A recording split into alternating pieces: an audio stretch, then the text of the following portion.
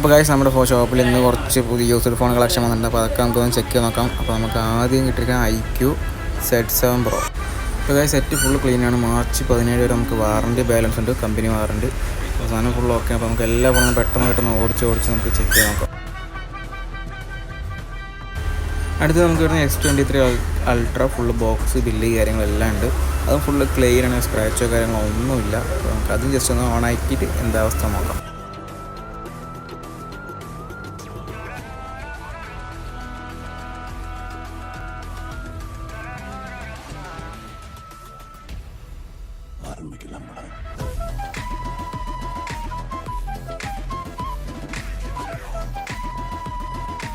അപ്പോൾ ഗൈസ് നമുക്ക് അടുത്ത് വരുന്ന iPhone 14 Pro Max ആണ്. അപ്പോൾ നമുക്കത് ഓപ്പൺ ആക്കി നോക്കാം.